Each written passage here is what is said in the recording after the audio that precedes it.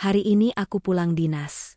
Aku langsung ke rumah mertuaku untuk memberi kejutan suamiku di acara arisan.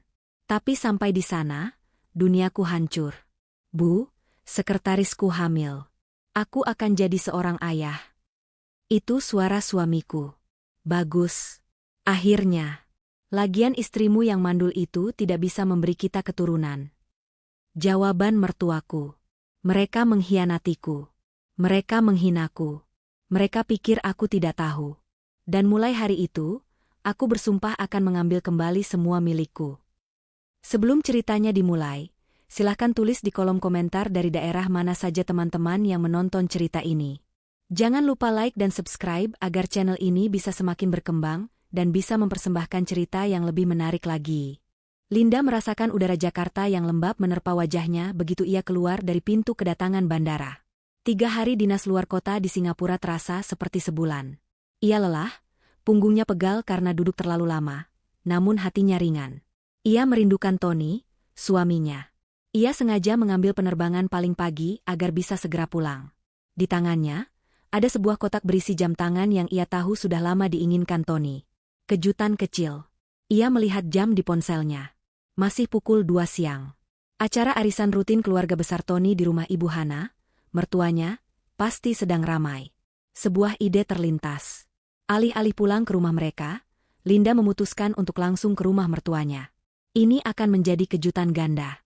Ia tersenyum membayangkan wajah kaget Tony dan Ibu Hana. Linda segera memesan taksi dan meminta sopir mengantarnya ke kawasan perumahan elit tempat mertuanya tinggal. Selama perjalanan, pikirannya melayang pada 5 tahun pernikahannya. 5 tahun yang terasa bahagia, meski ada satu kerikil tajam yang selalu mengganjal, mereka belum dikaruniai anak. Linda sudah melalui berbagai program dan pemeriksaan. Dokter bilang ia sehat, Tony juga sehat. Hanya masalah waktu dan jangan stres, kata dokter. Namun, Linda tahu, bagi Ibu Hana, itu bukan sekadar masalah waktu. Itu adalah sebuah kegagalan. Ibu Hana tidak pernah mengatakannya secara langsung. Tapi tatapan matanya, sindirannya yang halus saat arisan, selalu menusuk hati Linda. Sepupu Tony sudah mau punya anak ketiga. Atau, rumah ini sepi sekali, ya?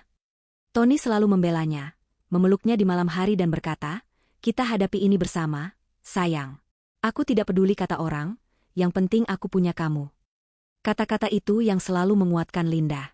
Taksi berhenti di depan rumah megah bergaya Mediterania. Linda membayar ongkos dan menyeret kopernya pelan. Benar saja, dari luar terdengar gelak tawa dan obrolan ramai. Pintu depan sedikit terbuka. Linda memutuskan untuk masuk diam-diam, ingin memberi kejutan di tengah arisan. Ia meletakkan kopernya di teras samping, agar tidak menimbulkan suara. Ia melangkah masuk. Suara obrolan utama datang dari ruang keluarga di sebelah kanan, tempat arisan biasa diadakan. Tapi Linda mendengar suara lain, suara yang lebih pelan dan serius, datang dari ruang kerja pribadi Ibu Hana di sebelah kiri lorong. Pintu ruang kerja itu sedikit terkuak. Linda menghentikan langkahnya. Ia mengenali suara itu. Itu suara Tony. Dan suara Ibu Hana. Jadi, bagaimana ini, Tony? Kamu yakin? Suara Ibu Hana terdengar cemas, tapi ada nada aneh di dalamnya. Linda menahan napas. Obrolan apa yang begitu serius sampai mereka harus memisahkan diri dari arisan? Aku yakin, Bu. Lita sudah tes 3 kali. Positif. Hati Linda berdesir. Lita? Lita? Sekretaris Tony? Kenapa Tony membahas kehamilan sekretarisnya dengan ibunya? Dia hamil, Bu. Aku akan menjadi seorang ayah. Dunia Linda seakan berhenti berputar. Udara di paru-parunya lenyap. Tidak mungkin. Tony-nya? Tony yang selalu menenangkannya setiap kali ia menangis karena hasil tes kehamilan negatif? Telinganya berdengung. Lalu, jawaban Ibu Hana terdengar. Bukan kemarahan. Bukan kekecewaan. Melainkan kelegaan. Bagus. Akhirnya, Tony. Ibu sudah bilang, ini yang kita tunggu. Besarkan anak itu baik-baik. Suara Ibu Hana terdengar begitu gembira, begitu lega. Linda mematung. Tangannya yang memegang kotak jam tangan mulai bergetar hebat. Tapi, Linda bagaimana? Bu? Tanya Tony, suaranya terdengar ragu. Kenapa kamu pikirkan dia? Suara Ibu Hana berubah menjadi dingin dan tajam. Lagi pula istrimu itu mandul. Dia tidak akan pernah bisa memberikan kita keturunan. 5 tahun kita menunggu. 5 tahun dia menghabiskan uangmu untuk pengobatan sia-sia. Ini jalan dari Tuhan, Tony. Cepat atau lambat, kamu ceraikan saja dia. Mandul. Kata itu menghantam Linda seperti batu besar. Lebih sakit dari kenyataan perselingkuhan itu sendiri. Jadi, selama ini, di belakang pelukan hangat dan kata-kata manis, Tony dan ibunya menganggapnya sebagai wanita gagal. Setidaknya kita dapat ahli waris. Keluarga kita selamat, Ibu Hana melanjutkan. Linda mendengar suara bibi Tony yang lain. Sudahlah, Han. Yang penting Tony dapat keturunan. Urusan Linda gampang itu. Mereka semua tahu. Ini bukan sekadar perselingkuhan. Ini adalah konspirasi keluarga untuk menyingkirkannya. Penghinaan ini terlalu dalam. Rasa sakit yang membakar di dadanya tiba-tiba berubah menjadi dingin. Sangat dingin. Air matanya yang tadi menggenang, seketika kering. Linda tidak jadi masuk. Ia tidak akan menangis. Ia tidak akan memberi mereka kepuasan melihatnya hancur.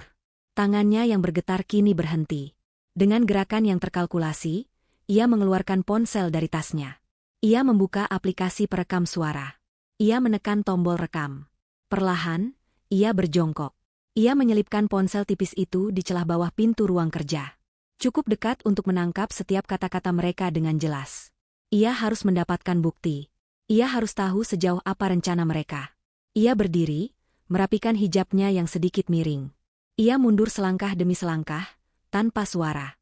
Ia berbalik, berjalan keluar dari pintu depan seolah ia tidak pernah ada di sana. Ia mengambil kopernya di teras, menyeretnya keluar gerbang, dan berdiri di tepi jalan yang ramai. Ia tidak memesan taksi. Ia hanya berjalan, entah kemana. Di dalam tasnya, ponselnya masih merekam. Merekam setiap detail dari rencana penghancuran hidupnya. Tapi di dalam kepalanya, sebuah rencana lain mulai terbentuk. Rencana yang jauh lebih besar. Linda baru kembali ke rumah mereka menjelang pukul 7 malam. Ia sengaja mampir ke mall terlebih dahulu, membeli beberapa barang, agar memiliki alibi yang kuat. Ia butuh waktu beberapa jam untuk menenangkan gemuruh di dadanya, mengubah lautan amarah menjadi dataran es yang tenang dan mematikan. Ia sudah mengambil kembali ponselnya dari rumah Ibu Hana 1 jam setelah ia pergi, berpura-pura baru datang dan bertanya apakah Tony ada. Lalu mengatakan ia hanya ingin mampir sebentar tapi harus segera pergi lagi karena ada urusan. Ia berhasil mengambil ponselnya saat Ibu Hana sibuk menyapa tamu lain. Rekaman itu kini tersimpan aman di laptopnya, terenkripsi, dan sudah ia dengarkan berulang kali. Setiap kata Ibu Hana yang menyebutnya, mandul, dan sia-sia, terpatri di otaknya. Ketika ia masuk rumah, ia sudah memasang wajah lelah namun bahagia. Ia menata barang bawaan dan kotak jam tangan Tony di meja makan. Ia mandi, air panas menguapi cermin, tapi tidak bisa menguapi kekeruhan di matanya. Ia menatap pantulan wajahnya. Linda yang naif, yang selalu percaya pada cinta, sudah mati di depan pintu ruang kerja Ibu Hana siang tadi. Yang tersisa adalah wanita dengan tekad baja. Tony pulang pukul 9 malam. Ia tampak lelah, tapi juga sedikit gelisah. Sayang, kamu sudah pulang? Sapanya, berusaha terdengar antusias sambil memeluk Linda. Linda membalas pelukan itu, memaksakan senyum di wajahnya. Iya, Mas. Baru saja. Maaf tidak langsung kabari, tadi mampir sebentar. Bagaimana arisannya? Seru? Tony melepaskan pelukannya, menghindari tatapan mata Linda. Biasa, ramai sekali. Ibu tadi sempat mencarimu. Kenapa tidak ke sana dulu? Sebuah kebohongan yang lancar. Linda merasakan mual, tapi ia menahannya. Aku lelah sekali, Mas. Tidak sempat. Ini aku bawakan sesuatu. Ia menyodorkan kotak jam tangan itu. Wajah Tony tampak terkejut, lalu berubah menjadi rasa bersalah yang kentara. Ya ampun, sayang. Kamu tidak perlu repot-repot. Ia membuka kotak itu dan memakainya. Bagus sekali. Terima kasih. Ya. Dipakai ya, Mas. Aku ke kamar dulu, mau istirahat. Selama 1 minggu ke depan, Linda memainkan perannya dengan sempurna. Ia menjadi istri yang lebih perhatian dari biasanya. Ia bangun lebih pagi, menyiapkan sarapan favorit Tony. Ia mengirim pesan-pesan mesra di jam kerja. Ia bahkan berinisiatif mengajak Tony berhubungan intim, yang disambut Tony dengan canggung. Linda bisa melihatnya dengan jelas. Tony mengira Linda tidak tahu apa-apa, dan rasa bersalahnya membuatnya semakin mudah dikendalikan. Tony mengira sikap manis Linda adalah hal biasa. Tony tidak tahu, Linda sedang meninabobokannya agar ia lengah. Setiap Tony berangkat kerja, rumah itu berubah menjadi markas komando Linda. Ia berhenti menangisi nasib. Ia mulai bekerja. Fokus pertamanya adalah keuangan. Tony yang mengelola sebagian besar aset mereka, termasuk beberapa investasi atas nama Linda yang merupakan warisan dari almarhum ayahnya. Linda selalu percaya penuh pada suaminya. Betapa bodohnya dia. Ia mulai dari ruang kerja Tony di rumah mereka. Ia membuka laptop suaminya. Sandinya, ia mencobanya. Linda Tony 123. Gagal. Ia mencoba tanggal pernikahan mereka. Gagal. Ia mencoba nama Lita. Lita sayang. Gagal. Lalu ia teringat ucapan Tony di rekaman itu. Aku akan menjadi seorang ayah. Linda mengetik, calon ayah 25. Laptop itu terbuka. Jantung Linda berdebar kencang. Ia segera membuka riwayat perbankan. Rekening bersama mereka. Matanya membelalak. Ada begitu banyak transfer keluar dalam 6 bulan terakhir. 50 juta. 100 juta. 200 juta.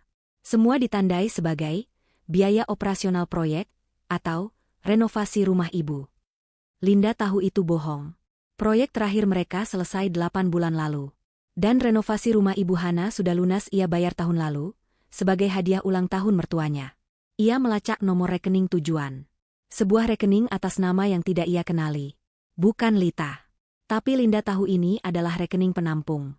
Ia terus menggali. Ia membuka dokumen-dokumen perusahaan yang dikelola Tony, perusahaan warisan ayah Linda. Di sanalah ia menemukannya. Ada pinjaman perusahaan dalam jumlah besar yang disetujui Tony, menggunakan aset perusahaan sebagai jaminan. Tapi uang pinjaman itu tidak masuk rekening perusahaan. Uang itu menguap. Linda mencari lebih dalam, di laci meja kerja Tony yang terkunci. Ia ingat di mana Tony menyimpan kuncinya. Di dalam kotak cerutu lama di rak buku. Ia membukanya. Di dalam laci itu, ia menemukan tumpukan dokumen. Bukan, ini bukan dokumen Lita. Ini jauh lebih buruk. Ada beberapa buku tabungan. Dan semuanya atas nama Ibu Hana. Saldo di masing-masing buku tabungan itu jumlahnya miliaran.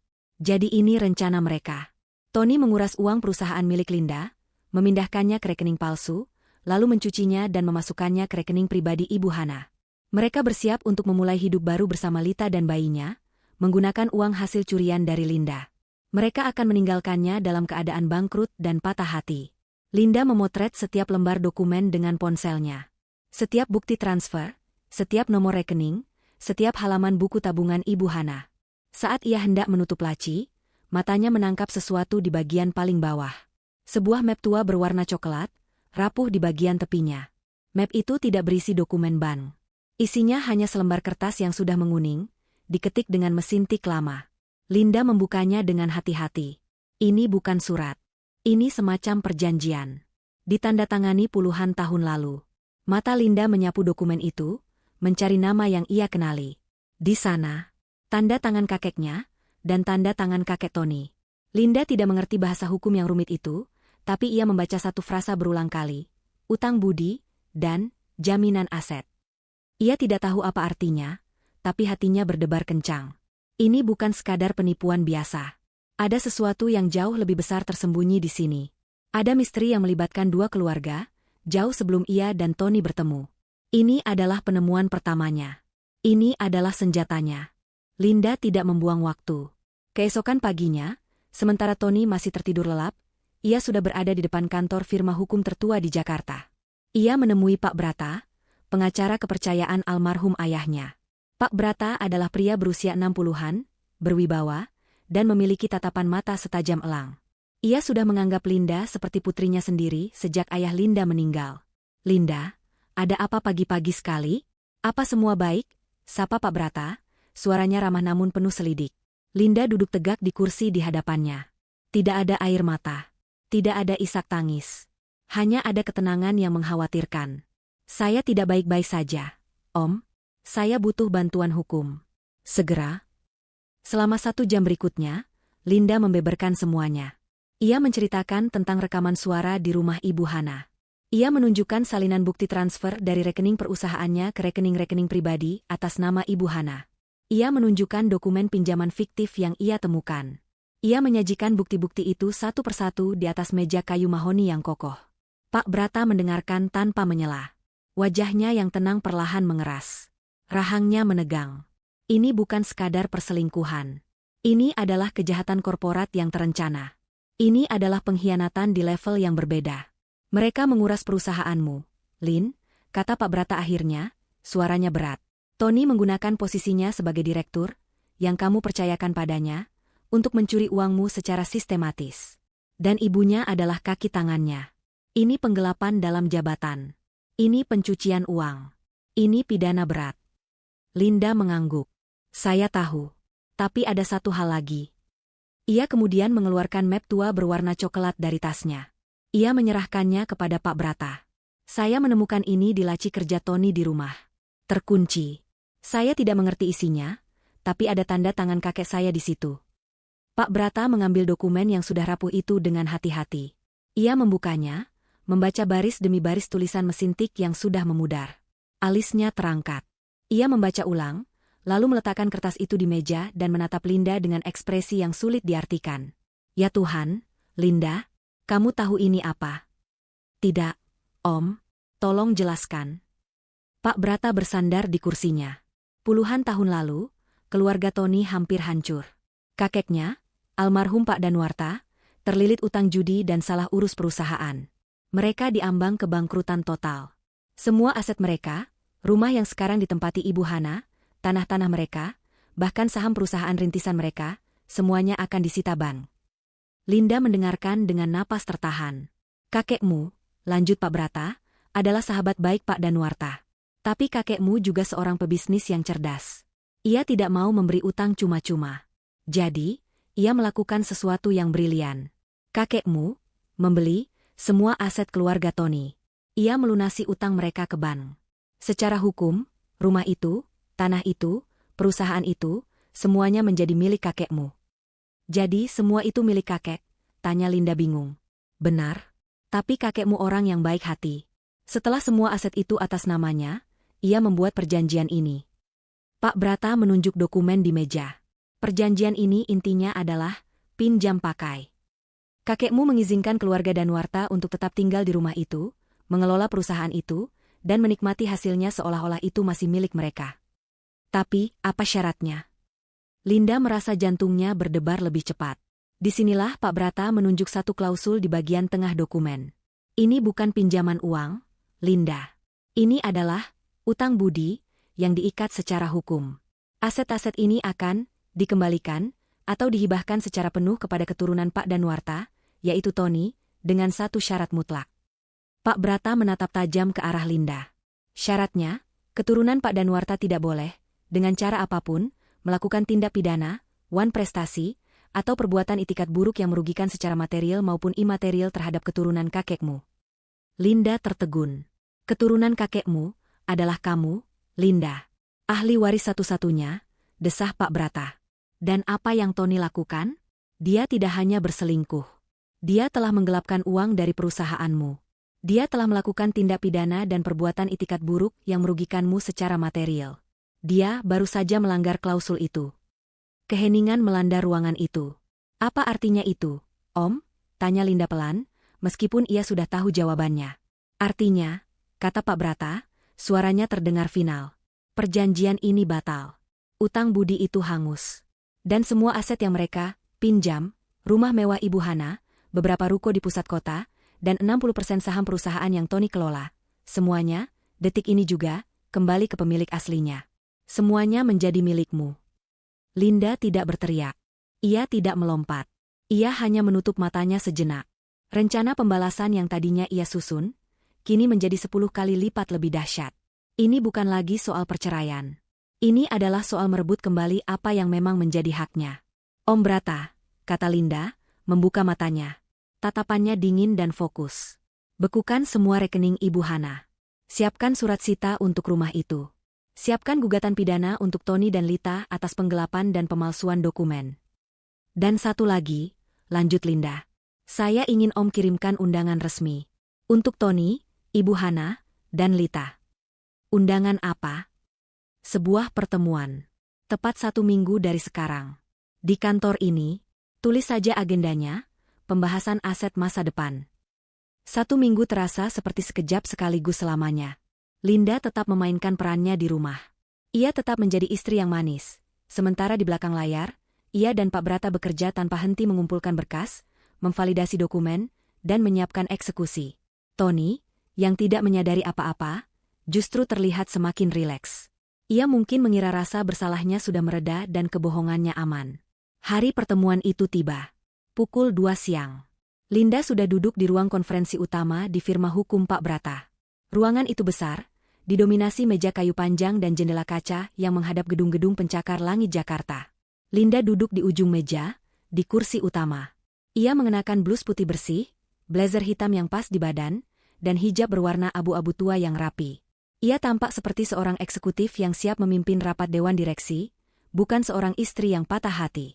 Di sampingnya, Pak Brata duduk dengan tenang, di depannya tergeletak beberapa tumpukan dokumen tebal. Pintu terbuka.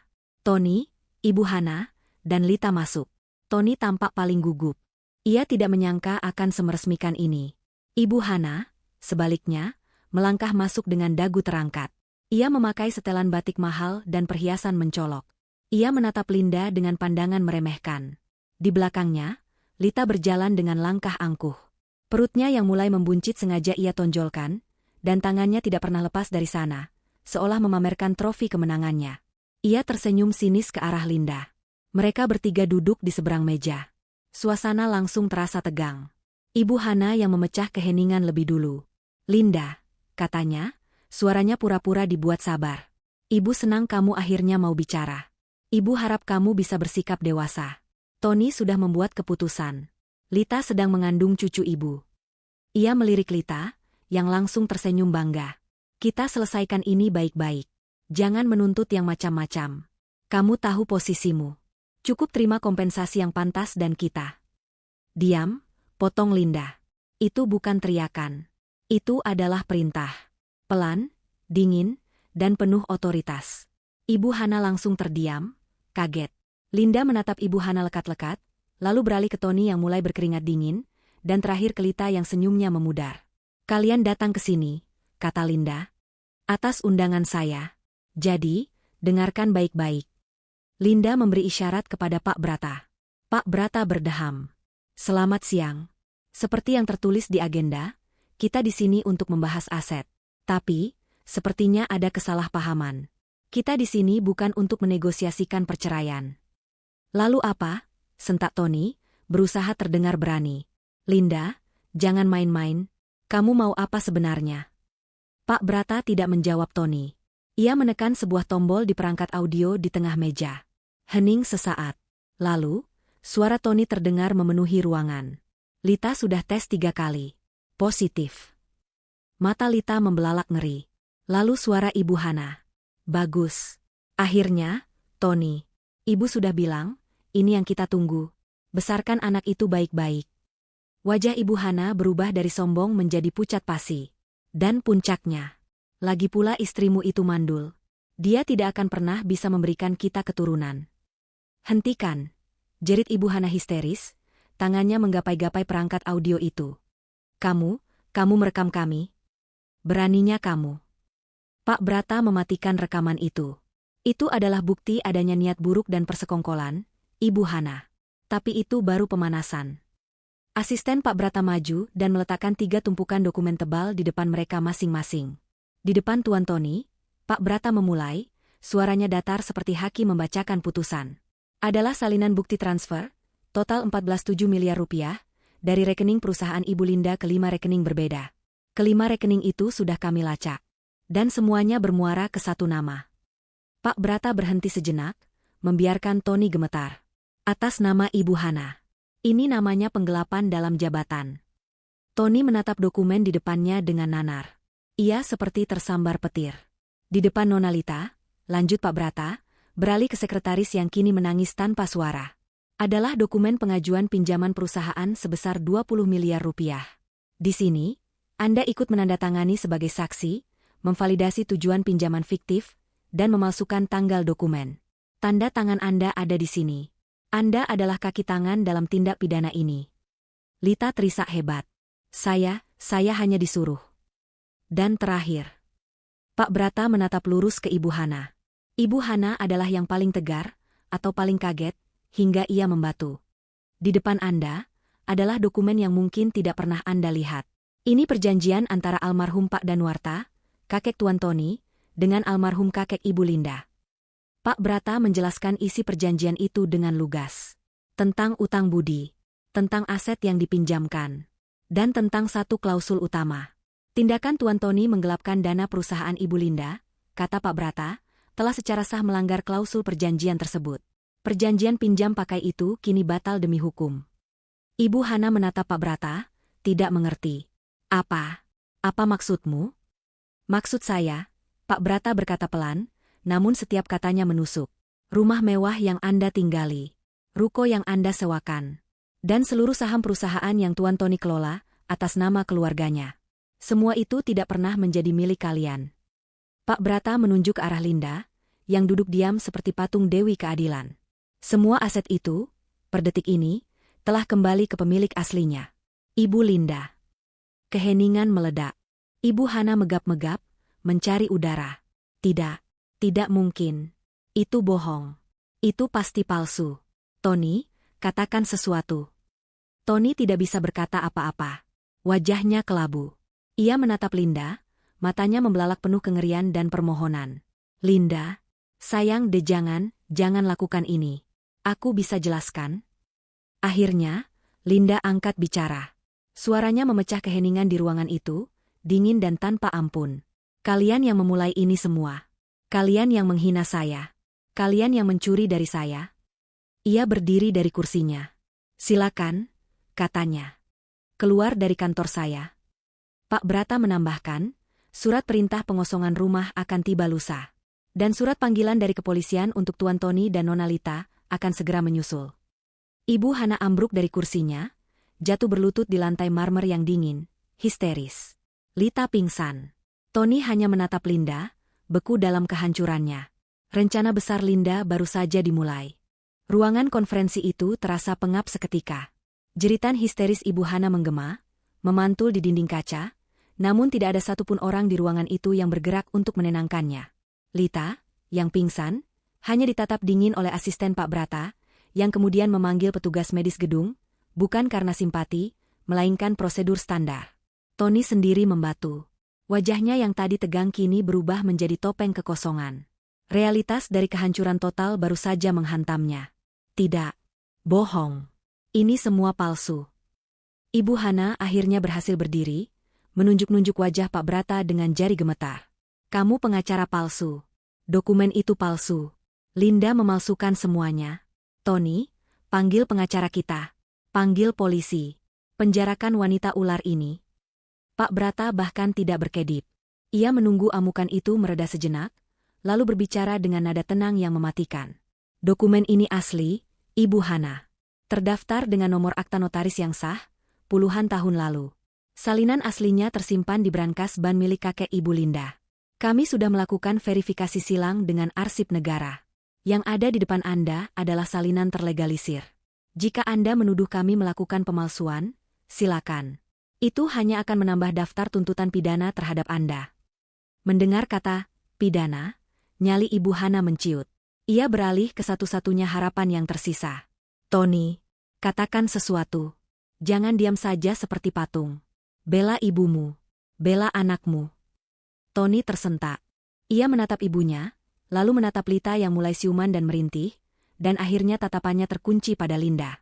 Linda masih berdiri di ujung meja, diam, menatapnya tanpa ekspresi. Linda. Suara Tony serak, nyaris berbisik. Sayang, jangan begini. Aku mohon. Ia mulai berjalan mengitari meja, ingin mendekati Linda, tapi Pak Brata mengangkat tangannya, mengisyaratkan Tony untuk tetap di tempatnya. Aku salah, Lin.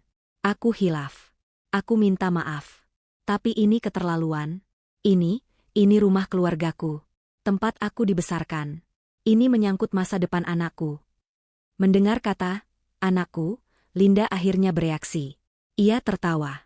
Bukan tawa bahagia, tapi tawa kering dan penuh ironi yang membuat bulu kuduk Tony berdiri. Rumah keluargamu?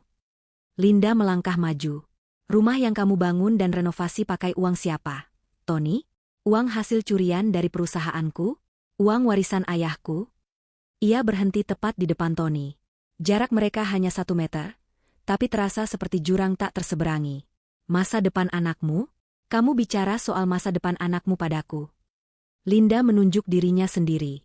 Apa kamu memikirkan masa depanku saat kamu tidur dengannya? Apa kamu memikirkan perasaanku saat ibumu, di depan seluruh keluarga, menyebutku mandul dan tidak berguna? Suara Linda meninggi, tapi tidak histeris. Itu adalah kemarahan yang terkontrol. Kamu dan ibumu merencanakan ini semua. Kalian akan mengambil semua uangku, menceraikanku, dan membuangku saat aku sudah tidak punya apa-apa. Kalian pikir aku akan diam saja menerima itu? Lita, yang kini sudah duduk dan disodori air putih, tiba-tiba tersadar. Ini bukan drama perceraian biasa. Ini adalah kejahatan. Ia bukan calon nyonya kaya. Ia adalah tersangka. Tony, pekik Lita, wajahnya basah oleh air mata dan keringat. Apa maksudnya ini? Kamu bilang kamu kaya. Kamu bilang perusahaan itu milikmu.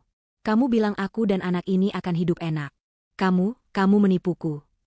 Lita berdiri, menunjuk Tony dengan marah. Aku tidak mau tahu. Aku hamil anakmu. Kamu harus tanggung jawab. Aku tidak mau dipenjara. Aku tidak mau hidup miskin. Aliansi para antagonis itu hancur dalam hitungan detik. Ibu Hana melihat Lita dengan jijik. Diam kamu perempuan murahan. Kamu yang menghancurkan anak saya. Saya? Balas Lita. Anak ibu yang menipu saya.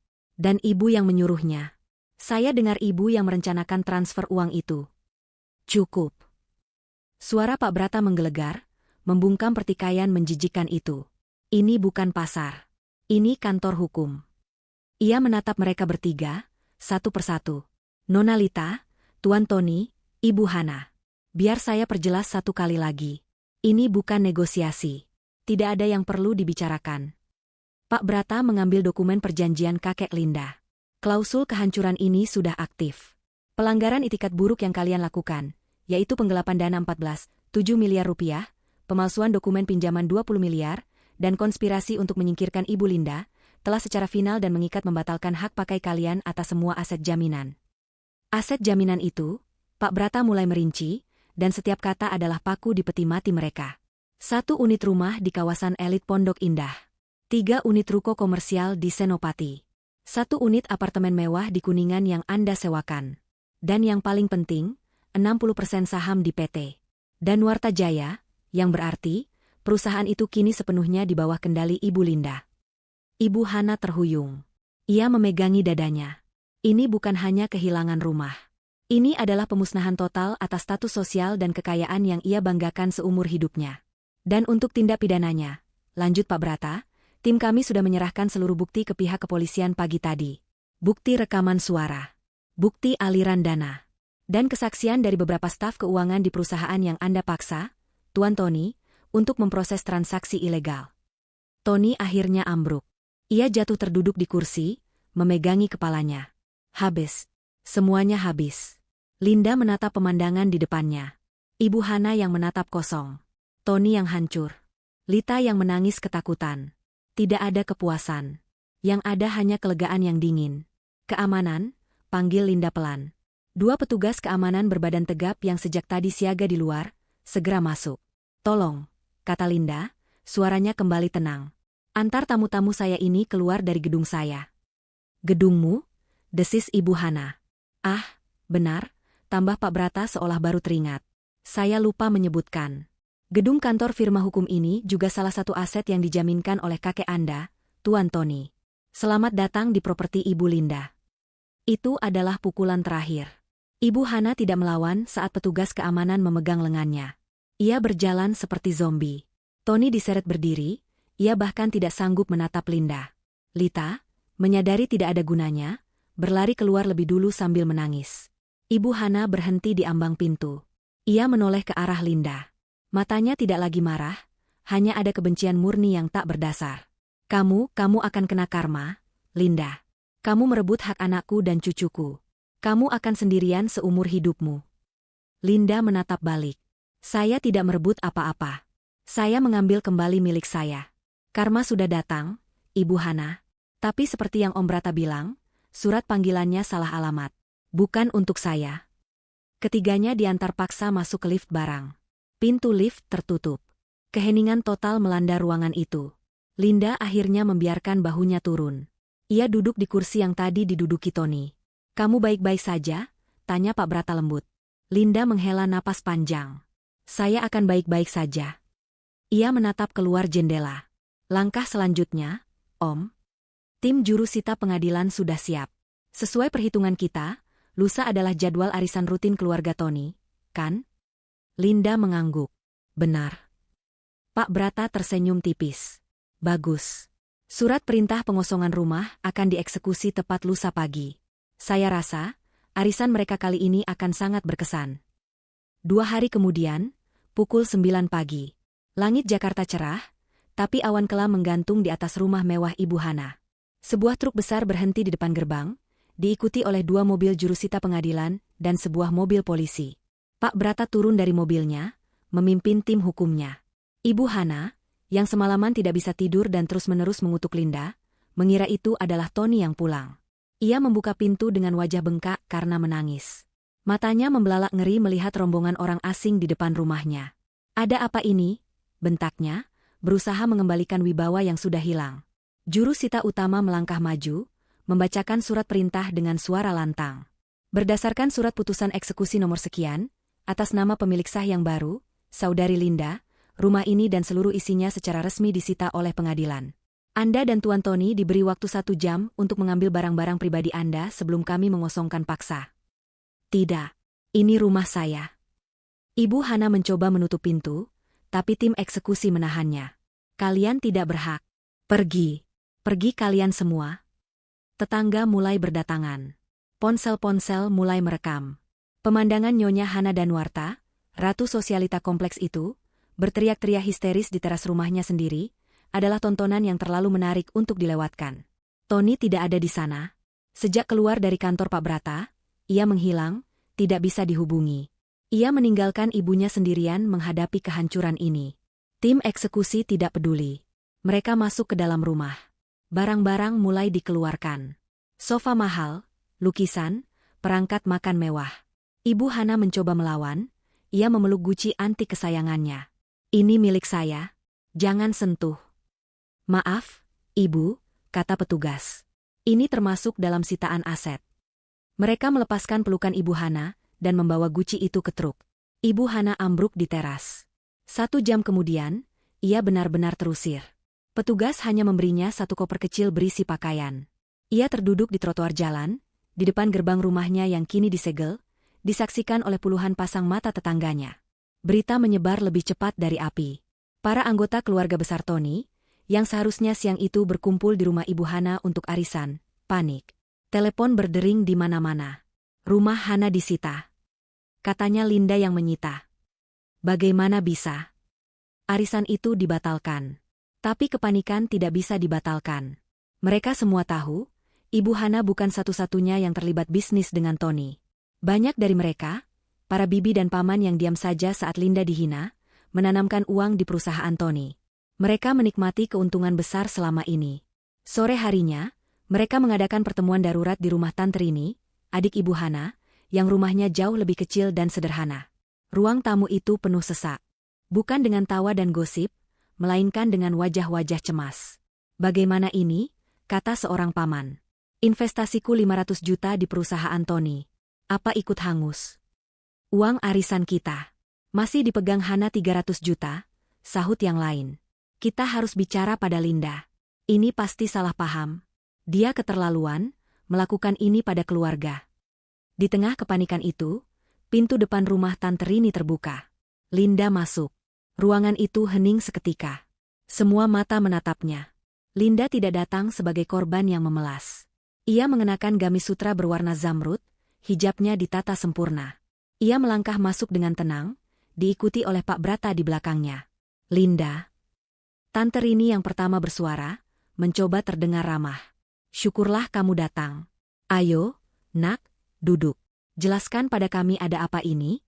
Kenapa kamu tegas sekali sama Ibu Hana? Itu ibumu juga." Linda berhenti di tengah ruangan. Ia menatap wajah-wajah munafik di sekelilingnya. Wajah-wajah yang sama yang menatapnya dengan pandangan meremehkan di arisan terakhir. "Ibu saya sudah meninggal," kata Linda, suaranya dingin dan jelas. Ibu Hana adalah wanita yang menyebut saya mandul di depan kalian semua, sementara ia berkomplot dengan anaknya untuk mencuri warisan saya. Hening. Kalian semua ada di sana, lanjut Linda. Kalian semua diam. Kalian semua ikut menikmati tetesan uang haram itu. Jadi, jangan panggil saya, Nak. Seorang paman mencoba membela diri. Kami tidak tahu apa-apa soal itu. Kami hanya berbisnis dengan Tony. Sekarang uang kami bagaimana? Perusahaan itu disita, uang kami ikut hilang. Uang kalian? Linda tertawa kecil. Kalian berinvestasi di perusahaan yang mana? PT Danuarta Jaya? Perusahaan yang modal awalnya adalah jaminan dari kakek saya? Perusahaan yang keuntungannya dikuras habis oleh Tony dan Ibu Hana. Pak Brata melangkah maju. Bagi yang merasa memiliki piutang, silakan ajukan gugatan ke Tuan Tony dan Ibu Hana secara pribadi. Tapi perusahaan itu kini milik Ibu Linda. Dan setelah diaudit, perusahaan itu kosong. Utangnya jauh lebih besar dari asetnya. Uang kalian sudah lenyap. Jeritan tertahan terdengar di seluruh ruangan. Mereka semua bangkrut. Saya datang ke sini, kata Linda, bukan untuk ikut arisan. Saya hanya ingin menyampaikan pesan. Ia menatap Tantrini dan paman-pamannya satu persatu. Beberapa dari kalian menyewa ruko di Senopati untuk usaha kalian, kan? Ruko yang kalian bayar sewanya dengan murah ke Ibu Hana. Wajah mereka memucat. Ruko itu, kata Linda, milik saya. Surat perjanjian sewa yang baru akan dikirimkan minggu depan. Harganya sesuai harga pasar. Bayar, atau keluar. Itu adalah paku terakhir. Tepat saat itu, pintu depan digedor-gedor dari luar. Suara Ibu Hana terdengar parau. Rini, buka pintunya. Aku tahu kalian di dalam. Ini arisanku. Biarkan aku masuk.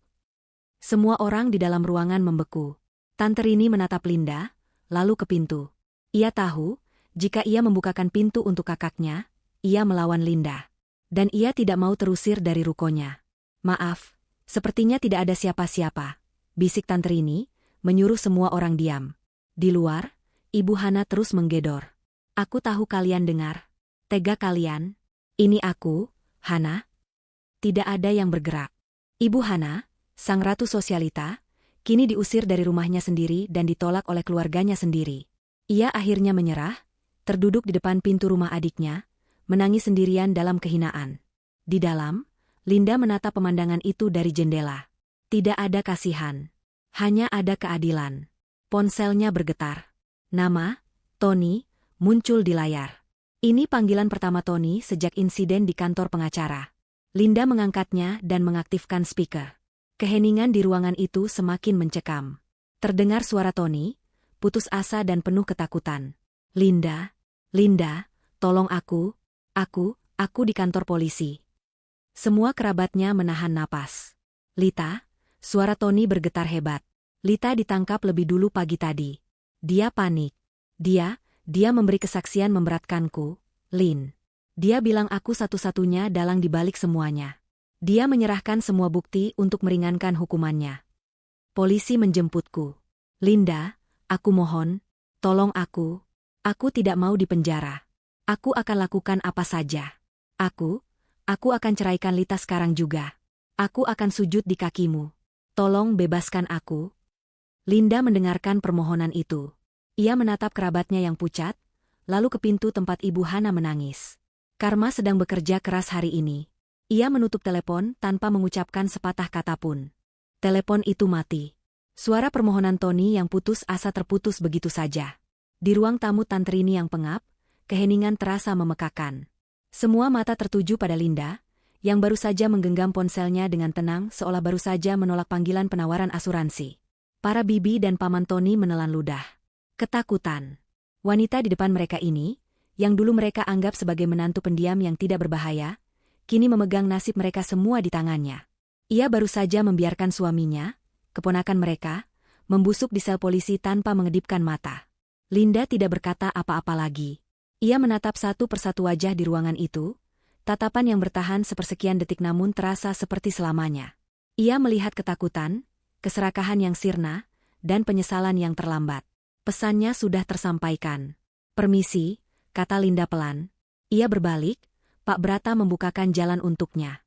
Mereka berdua melangkah keluar dari rumah itu, meninggalkan keluarga besar Tony yang membeku dalam kehancuran finansial dan sosial mereka. Di luar, di trotoar, Ibu Hana sudah tidak ada. Yang tersisa hanya bekas tangisannya di debu. Linda masuk ke mobil. Ia tidak menangis. Ia tidak merasa menang. Ia hanya merasa kosong. Tapi kekosongan itu diisi oleh tekad yang membara. Ini belum selesai. Tony adalah akarnya, dan akar itu harus dicabut sampai tuntas. Bagaimana, Om? Tanya Linda saat mobil mulai berjalan. Seperti dugaan kita, jawab Pak Brata. Nona Lita sangat kooperatif. Dia pintar. Dia sadar posisinya lemah karena sedang hamil. Dia menyerahkan semuanya. Rekaman percakapan di ponselnya, instruksi-instruksi pribadi dari Tony, bahkan catatan harian yang merinci rencana Ibu Hana untuk mengamankan aset. Dia memposisikan dirinya sebagai korban, tanya Linda. Tepat sekali. Korban yang dijanjikan pernikahan dan kehidupan mewah oleh Tony. Dia mengklaim hanya menuruti perintah di bawah tekanan. Tentu saja itu tidak akan membebaskannya sepenuhnya, dia tetap terlibat pemalsuan. Tapi kesaksiannya menghancurkan Tony. Lita memastikan Tony dan Ibu Hana yang menjadi otak utamanya, jelas Pak Brata. Itulah sebabnya polisi bergerak sangat cepat menjemput Tony. Sementara itu, di dalam sel tahanan sementara yang dingin dan berbau pesing, Tony sedang mengalami mimpi buruk terburuknya. Rasa angkuhnya sebagai direktur muda yang sukses telah luntur total. Ia hanya memakai kaos yang ia kenakan kemarin, kini kotor dan berkerut. Ia sudah mencoba menghubungi pengacara keluarganya, tapi pengacara itu menolaknya. Maaf, Pak Tony, semua rekening Anda dibekukan atas perintah pengadilan. Kami tidak bisa bekerja tanpa bayaran. Dia tidak punya uang. Tidak ada teman, tidak ada keluarga. Ia mencoba menelepon ibunya, ponselnya tidak aktif. Ia menelepon kerabatnya, tidak ada yang mengangkat. Ia terisolasi. Hanya ada satu nama yang tersisa, Linda. Dan Linda baru saja menutup teleponnya. Kepanikan yang luar biasa mencekiknya. Ia tidak siap untuk ini. Ia tidak siap menjadi miskin, apalagi menjadi narapidana. Keesokan harinya, Linda memutuskan untuk datang. Pak Brata sudah mengatur semuanya. Ini bukan kunjungan istri yang berbelas kasihan. Ini adalah bagian dari strategi. Linda berjalan menyusuri koridor kantor polisi yang sibuk. Ia mengenakan hijab dan pakaian sederhana, wajahnya datar tanpa emosi. Ia diantar ke ruang kunjungan khusus. Tak lama kemudian, Tony dibawa masuk. Pemandangan itu hampir membuat Linda goyah, tapi ia mengeraskan hatinya. Pria di depannya bukan lagi Tony yang ia kenal. Bukan suaminya yang gagah dan wangi. Ini adalah pria hancur. Matanya merah dan bengkak. Rambutnya acak-acakan, janggutnya mulai tumbuh tak terurus. Ia diborgol. Melihat Linda, mata Tony langsung menyala dengan harapan putus asa. Linda, serunya, suaranya parau. Ia berjalan cepat ke arah Linda dan langsung berlutut di lantai yang kotor. Ia mencoba memegang tangan Linda, tapi borgol menghalanginya. Ia menangis terseduh-seduh, air mata dan ingus bercampur di wajahnya. Linda, sayang maafkan aku. Maafkan aku, isaknya.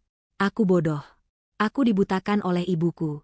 Demi Tuhan, Lin, Ibu Hana yang meracuniku setiap hari. Linda hanya berdiri diam, menatapnya dari atas. Ibu yang bilang kamu tidak sempurna. Ibu yang bilang keluarga kita butuh ahli waris. Dia yang mengenalkanku pada Lita di luar pekerjaan. Dia yang merencanakan semuanya.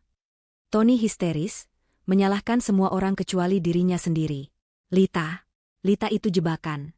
Lin, dia menjebakku. Dia sengaja membuat dirinya hamil agar bisa mengikatku. Aku tidak cinta padanya. Aku hanya cinta padamu, Linda. Selalu kamu. Berdiri, Tony, kata Linda dingin. Suaranya memotong isak tangis Tony. Tony terkejut, ia perlahan berdiri. Lin, kamu datang untuk menolongku. Kan? Aku tahu kamu masih cinta padaku. Aku tahu kamu tidak sekejam ini. Aku datang untuk satu hal, kata Linda. Uangnya. Uang perusahaanku 14,7 miliar rupiah. Tim Om Brata sudah membekukan rekening ibumu, tapi isinya hanya 10 miliar. Sisanya 47 miliar. Di mana sisanya? Wajah Tony berubah. Ia melihat secercah harapan. Negosiasi. Linda mungkin akan membebaskannya jika ia mengembalikan uang itu. Ada, Lin, katanya cepat. Aku menyimpannya. Aku tidak bilang pada ibu. Itu rencanaku, untuk kabur bersama Lita nanti. Tapi aku bisa berikan padamu semuanya. Di mana? Di Safe Deposit Box. Tony bicara cepat-cepat, seolah takut Linda akan berubah pikiran. Di bank swasta Mandiri, cabang utama. Atas nama Lita. Tapi aku yang pegang kedua kuncinya. Aku sembunyikan di apartemen Lita. Di belakang lukisan. Aku akan berikan padamu. Aku akan berikan kunci dan surat kuasanya. Kenapa atas nama Lita? Tanya Linda, meskipun ia sudah tahu jawabannya. Agar tidak terlacak padaku atau ibu. Rencananya uang itu akan dipakai untuk kami memulai hidup baru di luar negeri, setelah anak itu lahir. Tapi aku tidak mau lagi. Lin, aku mau kamu. Aku akan ceraikan Lita hari ini juga. Aku tanda tangani suratnya sekarang. Tony menatap Linda dengan mata memohon. Ambil uangnya, Lin. Ambil semuanya. Tapi tolong cabut tuntutannya. Katakan pada polisi ini semua salah paham. Aku mohon. Aku tidak mau dipenjara. Linda menatap suaminya, pria yang ia cintai selama 5 tahun, yang kini mengemis di hadapannya, mengakui rencananya untuk kabur dengan wanita lain menggunakan uang curian darinya. Dia sudah mendapatkan apa yang ia inginkan. Linda mundur selangkah. Terima kasih atas pengakuanmu, Tony. Tony membeku. Apa? Apa maksudmu? Aku tidak datang untuk bernegosiasi. Aku datang untuk melengkapi berkas. Linda berbalik dan berjalan menuju pintu. Linda, jangan pergi. Linda, tunggu. Apa maksudmu?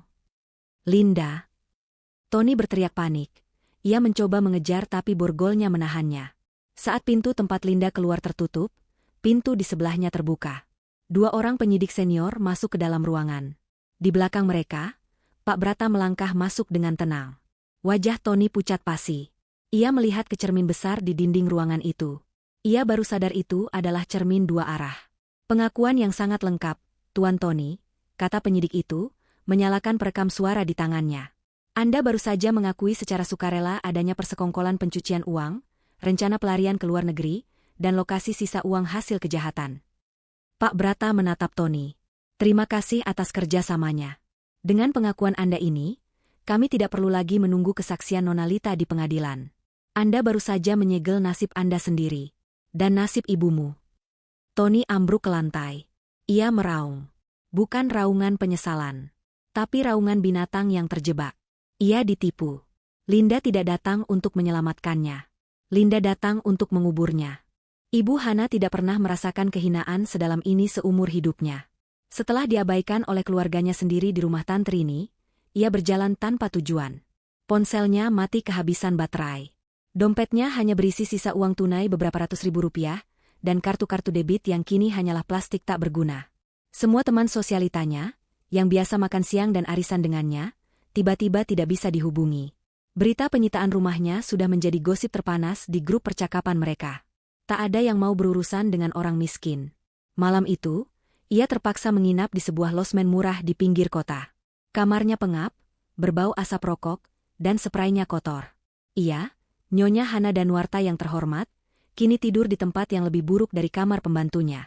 Ia menangis semalaman, bukan karena menyesal telah menghina Linda, tapi menyesal karena rencananya gagal. Ia mengutuk Linda, mengutuk Lita, dan mengutuk Tony yang menghilang entah kemana. Keesokan harinya, dengan sisa-sisa harga dirinya, ia menjual satu-satunya perhiasan yang masih menempel di tubuhnya, sebuah gelang emas, untuk mendapatkan uang tunai. Ia menghubungi seorang pengacara. Bukan pengacara mahal, tapi pengacara kaki 5 yang biasa mengurus sengketa tanah murah. Ibu Hana berkeras. Ia ingin menuntut balik Linda. Ia menuduh Linda memalsukan dokumen warisan kakeknya. Ia ingin rumahnya kembali. Sidang gugatan perdata itu digelar beberapa hari kemudian. Ibu Hana datang ke pengadilan dengan pakaian terbaiknya yang tersisa, yang kini tampak kusam. Ia terlihat tua dan lelah. Di seberang ruangan, Linda duduk dengan tenang di samping Pak Brata, dikelilingi tim hukum yang solid. Pengacara Ibu Hana memulai dengan argumen yang lemah. Ia berkoar-koar bahwa dokumen perjanjian kakek Linda itu tidak sah, sudah kedaluarsa, dan merupakan akal-akalan Linda untuk merebut harta keluarga Tony. Saat giliran Pak Brata bicara, ia tidak banyak berdebat. Ia hanya menyerahkan dokumen-dokumen kepada hakim. Yang mulia, ini adalah salinan asli dokumen perjanjian yang disimpan di arsip notaris. Ini adalah hasil validasi dari Badan Pertanahan Nasional, yang menegaskan kepemilikan sah Ibu Linda atas aset-aset tersebut. Dan ini, Pak Brata berhenti sejenak, mengambil tumpukan dokumen lain. Ini adalah bukti aliran dana 14,7 miliar rupiah dari perusahaan Ibu Linda ke rekening pribadi Ibu Hana. Ini adalah bukti penggelapan. Pengacara Ibu Hana mencoba menyela. Itu tidak ada hubungannya dengan kepemilikan rumah. Itu adalah pemberian anak kepada ibunya. Ibu Hana mengangguk cepat. Benar, itu uang anak saya. Tony yang memberikannya pada saya. Pemberian? Pak Brata tersenyum tipis. Yang mulia, klien kami menuntut Ibu Hana secara pribadi atas pengembalian dana 14,7 miliar ini, terlepas dari kasus pidana yang sedang dihadapi putranya. Dan kami ingin membuktikan bahwa Ibu Hana bukan hanya penerima pasif. Beliau adalah inisiator kejahatan ini. Anda tidak punya bukti, teriak Ibu Hana. Kami punya, kata Pak Brata tenang. Izin memutar barang bukti, Yang Mulia. Hakim mengangguk. Pak Brata menekan sebuah tombol. Suara memenuhi ruang sidang. Itu suara Tony. Aku dibutakan oleh ibuku. Demi Tuhan, Lin, Ibu Hana yang meracuniku setiap hari. Ibu yang bilang kamu tidak sempurna. Ibu yang bilang keluarga kita butuh ahli waris. Dia yang merencanakan transfer itu. Itu adalah rekaman pengakuan Tony di kantor polisi. Pengakuan yang jelas dan terperinci, menyalahkan ibunya sendiri sebagai otak dari segala kejahatan finansial yang terjadi. Wajah Ibu Hana berubah dari marah menjadi horor murni. Ia menatap Pak Brata, lalu ke hakim, matanya nanar. Tidak, itu bohong, jeritnya. Suaranya melengking tinggi, memecah keheningan ruang sidang. Tony tidak mungkin berkata begitu. Anakku tidak mungkin mengkhianatiku. Ia berdiri, menunjuk-nunjuk Linda. Kamu yang meracuni anakku. Kamu yang memaksanya. Kamu penyihir. Ibu Hana kehilangan kendali. Ia mencoba berlari menyerang Linda, tapi petugas keamanan pengadilan segera menahannya. Tony, di mana anakku? Tony, raungnya sambil diseret keluar dari ruang sidang. Hakim mengetuk palu. Gugatan Ibu Hana ditolak mentah-mentah. Pengadilan justru mengabulkan tuntutan Linda. Ibu Hana secara resmi divonis harus mengembalikan 14,7 miliar rupiah kepada Linda. Sebuah vonis yang mustahil bisa ia bayar seumur hidupnya. Ia kini tidak hanya bangkrut, tapi juga terlilit utang miliaran. Petugas menyeret Ibu Hana yang masih histeris ke lobi pengadilan. Ia ambruk di lantai yang dingin, tenaganya habis. Saat itulah ia mengangkat kepalanya. Matanya yang basah tertuju pada layar televisi yang menyala di sudut lobi. Sebuah program berita siang sedang menayangkan laporan utama. Wajah Tony dan Lita yang sedang hamil tua terpampang besar di layar. Judul berita di bawahnya tertulis, Kasus Penggelapan PT. Danuarta Jaya, Direktur Utama dan Sekretaris Pribadi resmi ditahan. Berkas pengakuan lengkap. Dunia Ibu Hana menjadi hitam. Pengkhianatan putranya. Kehancuran nama baiknya. Kehilangan hartanya. Semuanya menimpanya dalam satu waktu. Ia memegangi dadanya yang sesak. Napasnya tercekat. Di tengah keramaian lobi pengadilan, dikelilingi orang asing yang tidak peduli, Ibu Hana pingsan, sendirian. Karmanya baru saja dimulai. Beberapa bulan berlalu. Waktu yang digunakan Linda dan tim hukumnya untuk merapikan puing-puing perusahaan, mengaudit kerugian, dan membangun kasus pidana yang tak terbantahkan. Sementara itu, Tony dan Lita mendekam di tahanan, status mereka sebagai tersangka utama kasus penggelapan kelas kakap menghiasi berita-berita kriminal. Ibu Hana, setelah pingsan di lobi pengadilan, dirawat seadanya di rumah sakit umum kelas 3. Tidak ada keluarga yang menjenguk. Tante Rini dan kerabat lainnya terlalu sibuk menyelamatkan sisa-sisa harta mereka sendiri, dan kini mereka semua memandang Ibu Hana sebagai biang keladi kehancuran mereka. Setelah seminggu, ia keluar dari rumah sakit, sendirian, dan menghilang dalam kemelut kemiskinan Jakarta. Hari persidangan akhirnya tiba. Ruang sidang itu penuh sesak. Wartawan berebut tempat di barisan belakang. Kasus ini menarik perhatian publik. Seorang istri berhijab yang elegan membongkar konspirasi suaminya, ibu mertuanya, dan selingkuhannya. Linda duduk di barisan depan, di samping Pak Brata. Ia tidak datang sebagai istri yang tersakiti. Ia datang sebagai korban utama kejahatan korporat, pemilik PT. Danuarta Jaya yang sah, yang dananya telah dicuri secara sistematis.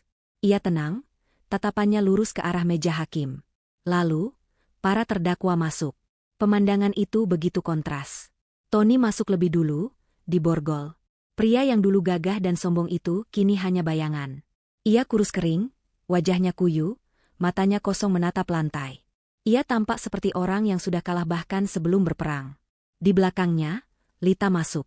Perutnya kini sangat besar, kehamilannya sudah di bulan ke-8.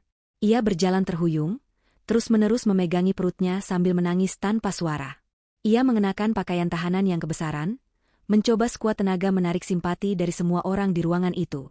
Ia adalah personifikasi wanita teraniaya, korban keadaan, yang terpaksa melakukan kejahatan demi anak yang dikandungnya. Sidang dibuka.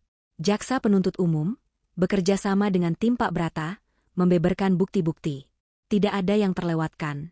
Pertama, rekaman suara dari rumah Ibu Hana. Bukti persekongkolan itu diputar, memperdengarkan suara Ibu Hana yang menyebut Linda, mandul, dan menyetujui kehamilan Lita. Kedua, aliran dana. Belasan miliar rupiah mengalir dari rekening perusahaan ke rekening pribadi Ibu Hana, yang disamarkan sebagai biaya operasional. Ketiga, dokumen pinjaman fiktif 20 miliar rupiah. Disinilah posisi Lita terjepit. Tanda tangannya, yang ia akui ia palsukan atas perintah Tony, terpampang jelas di proyektor. Keempat, dan ini adalah paku terakhir di peti mati Tony, jaksa memutar rekaman audio dari ruang interogasi. Pengakuan Tony di depan Linda. Suaranya sendiri yang mengakui telah menyimpan 47 miliar di safe deposit box atas nama Lita, dengan rencana untuk kabur ke luar negeri. Pengacara Tony, seorang pembela umum yang ditunjuk negara karena Tony tak lagi mampu membayar pengacara swasta, terlihat putus asa. Ia mencoba membangun pembelaan bahwa kliennya berada di bawah tekanan dan pengaruh buruk ibunya, Ibu Hana. Klien saya adalah anak yang berbakti, seru pengacara itu. Ia hanya ingin membahagiakan ibunya. Ia dikendalikan. Jaksa penuntut berdiri. Dikendalikan? Apakah Tuan Tony juga dikendalikan saat ia merencanakan pelarian ke luar negeri dengan selingkuhannya, menggunakan sisa uang curian yang ia sembunyikan dari ibunya sendiri? Yang mulia, ini bukan soal bakti. Ini soal keserakahan murni. Tony hanya bisa menunduk. Giliran pengacara Lita. Ia memainkan kartu truf satu-satunya, kehamilan. Yang mulia, lihat klien saya. Ia seorang wanita muda, yang dibutakan oleh cinta. Dijanjikan pernikahan oleh atasannya sendiri, Tuan Tony. Ia dalam posisi rentan. Ia memang bersalah telah memalsukan dokumen, tapi ia melakukannya di bawah ancaman dan bujuk rayu. Pengacara itu melanjutkan dengan suara penuh drama. Dan kini, ia mengandung seorang bayi yang tidak bersalah. Kami memohon keringanan hukuman. Kami memohon hukuman percobaan, agar anak ini tidak perlu lahir di dalam penjara. Lita langsung menangis lebih keras, memeluk perutnya seolah itu adalah perisai. Linda menatap pemandangan itu tanpa berkedip. Pak Brata menyentuh lengannya, tapi Linda menggeleng. Ia kuat. Setelah skorsing singkat, hakim kembali ke ruangan. Suasana tegang. Jantung Lita berdebar kencang, ia terus bergumam, demi anak saya, demi anak saya. Tony hanya menatap kosong. Hakim mulai membacakan putusannya. Ia menyoroti betapa kejahatan ini direncanakan dengan rapi. Terdakwa 1, Tony, suara hakim menggema. Telah terbukti secara sah dan meyakinkan bersalah melakukan tindak pidana penggelapan dalam jabatan, pemalsuan dokumen, dan pencucian uang secara bersama-sama. Anda tidak hanya mengkhianati perusahaan yang mempekerjakan Anda mengkhianati kepercayaan istri Anda, yang notabene adalah pemilik sah perusahaan tersebut. Anda menyalahgunakan posisi Anda untuk keserakahan pribadi. Pengakuan Anda di ruang interogasi, lanjut hakim, meski diakui, namun juga mengungkap fakta bahwa Anda memiliki rencana melarikan diri dan tidak menunjukkan penyesalan yang tulus, selain hanya penyesalan karena tertangkap. Dengan ini, pengadilan menjatuhkan hukuman pidana penjara selama 10 tahun. Palu diketuk. Tony tidak bereaksi. Ia seperti patung. 10 tahun. 1 dekade dari hidupnya akan hilang. Perlahan, matanya memutar ke atas, dan ia ambruk ke depan, pingsan di meja terdakwa. Lita menjerit tertahan. Ia menatap Tony yang pingsan, lalu ke hakim, matanya membelalak ketakutan. Hakim beralih padanya. Terdakwa 2, Lita. Anda terbukti bersalah telah membantu melakukan tindak pidana pemalsuan dokumen dan persekongkolan kejahatan. Pengadilan menghargai kerjasama Anda yang mengungkap peran terdakwa Tony dan Ibu Hana. Namun, pengadilan tidak menemukan adanya unsur paksaan. Hakim menatap Lita lekat-lekat. Anda melakukannya untuk keuntungan pribadi. Anda sadar perbuatan Anda salah, namun Anda tetap melakukannya dengan iming-iming kehidupan mewah. Mengenai kehamilan Anda, kata hakim, anak bukanlah tameng untuk berlindung dari hukum.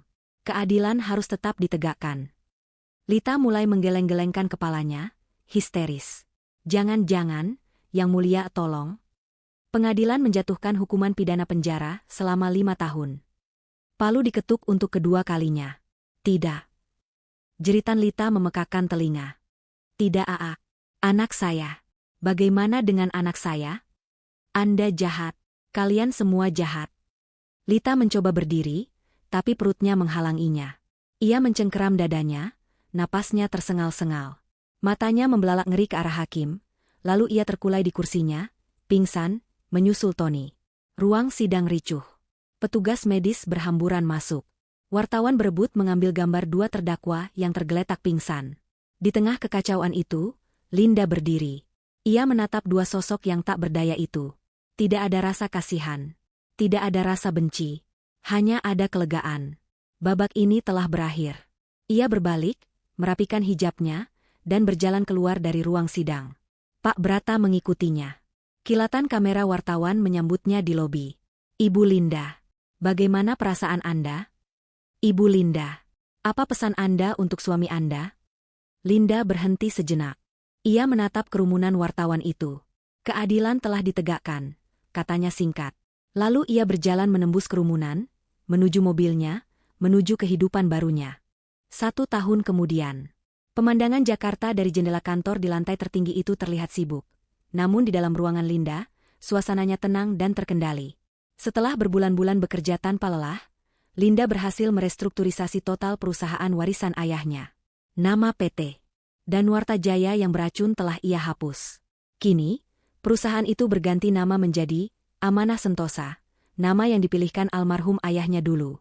Di bawah kepemimpinannya yang tegas, cerdas, dan jujur, perusahaan itu bangkit dari tumpukan utang yang ditinggalkan Tony. Ia menjual semua aset sitaan, rumah mewah Ibu Hana, ruko-ruko, dan apartemen, menggunakan uangnya untuk membayar utang perusahaan dan menyuntikkan modal segar. Kini, Amanah Sentosa kembali sehat dan disegani. Linda tidak lagi tinggal di rumah lamanya, tempat kenangan buruk itu bersemayam. Ia menjualnya dan membeli sebuah rumah baru yang lebih hangat di kawasan yang tenang. Rumah itu kini penuh tawa. 6 bulan lalu, Linda mewujudkan impian terbesarnya. Ia secara resmi mengadopsi seorang bayi perempuan cantik dari panti asuhan. Namanya Sarah. Setiap kali Ibu Hana menyebutnya, mandul, terngiang di kepalanya, Linda hanya akan tersenyum sambil memeluk putrinya. Ia kini seorang ibu, bukan karena takdir biologis, tapi karena pilihan dan cinta yang tulus. Sore itu, taman belakang di rumah barunya ramai. Linda mengadakan arisan. Tapi ini bukan arisan penuh gengsi dan kepalsuan, seperti yang biasa diadakan Ibu Hana.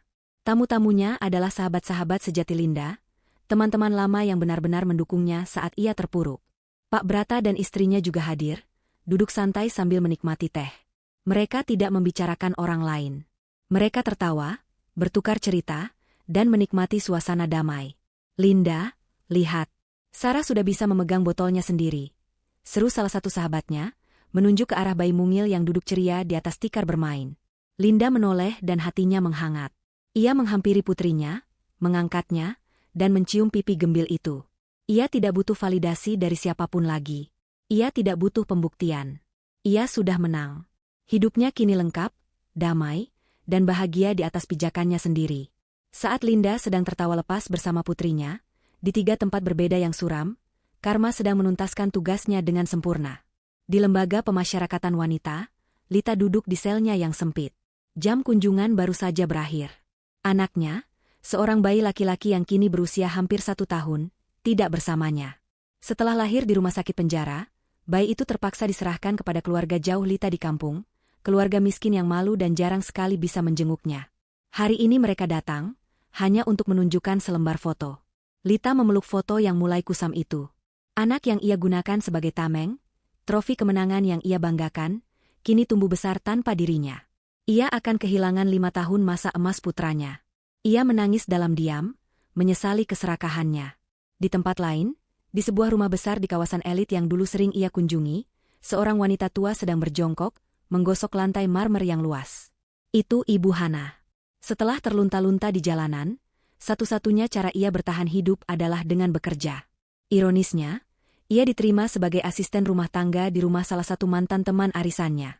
Majikannya yang baru, yang dulu selalu iri padanya, sengaja menerimanya, hanya untuk bisa menghina dan merendahkannya setiap hari. Hana, mengepel itu yang bersih. Lantainya masih kotor. Kamu pikir kamu masih nyonya? Hah? Bentak sang majikan dari atas tangga. Ibu Hana, dengan punggung yang bungkuk dan tangan keriput yang perih karena sabun, hanya bisa mengangguk pelan. Baik, nyonya.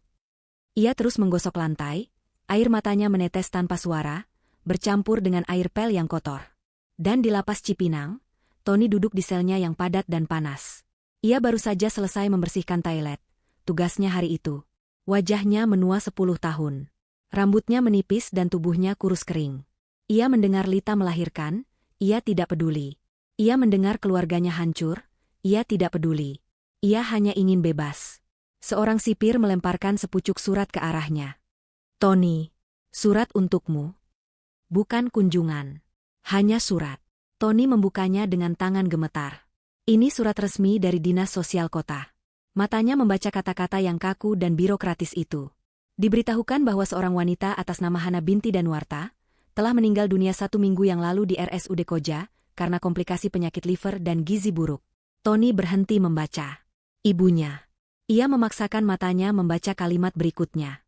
Dikarenakan tidak ada satupun anggota keluarga yang dapat dihubungi atau bersedia mengurus jenazah, maka sesuai prosedur, jenazah telah dimakamkan secara massal oleh Dinas Sosial di pemakaman umum. Surat itu terlepas dari genggamannya. Ibunya. Wanita yang ia turuti semua ambisinya.